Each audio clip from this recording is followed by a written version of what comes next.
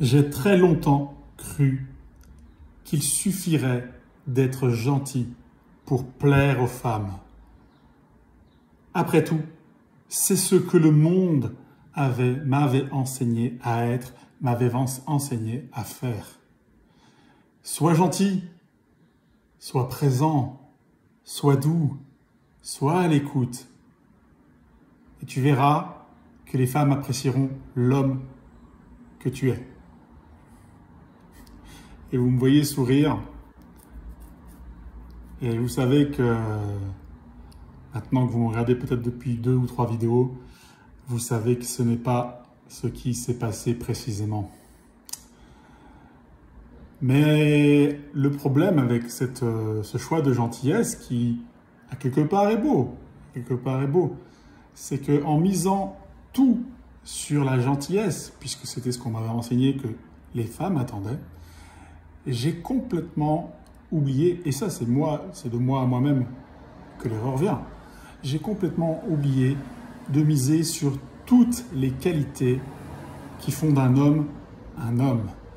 Ainsi, je n'ai pas du tout misé sur ma puissance musculaire. Je ne regardais pas avec intérêt les exercices musculaires que les autres hommes pouvaient faire pour avoir un corps affiné et musclé. Je ne m'intéressais pas à la richesse et à l'argent. Déjà parce que mon éducation auprès de ma famille n'était pas portée sur l'argent. Bon, ça n'aide pas non plus. Mais je ne respectais pas plus que ça mon corps. Et je ne m'affirmais pas moi-même par rapport à l'homme que j'étais, à mes attentes.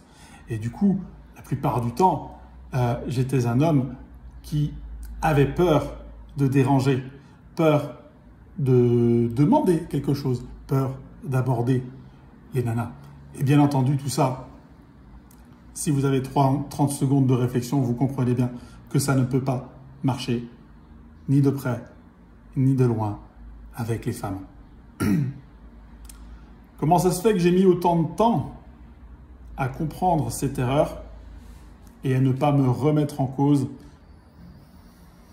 Je dirais que c'est le parcours d'un homme, les gars. Et je sais aujourd'hui qu'il y a énormément d'hommes dans ma position, surtout pour ceux qui sont de ma génération, par rapport au tout début du féminisme et au tout début de l'éducation féministe.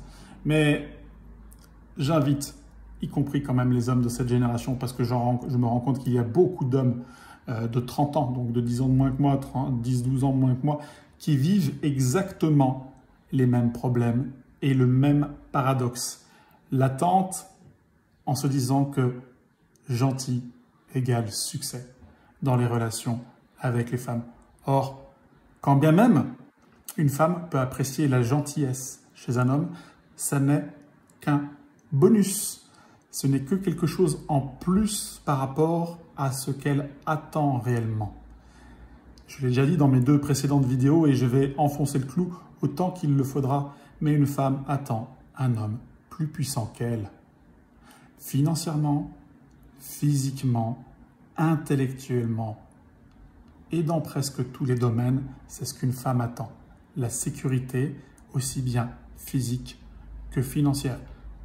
Certaines femmes, notamment les plus féministes d'entre elles, ne le reconnaîtront pas et ce n'est pas important qu'elles le reconnaissent.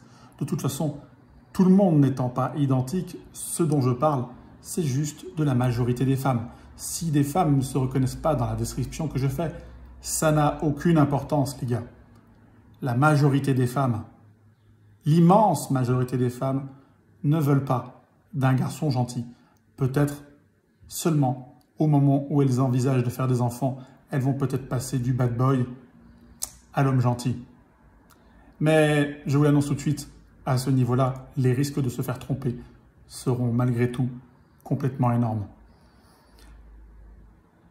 Mon invitation aujourd'hui, et depuis les vidéos que j'ai commencé à faire sur cette chaîne, c'est de vous faire comprendre que c'est très bien d'être gentil.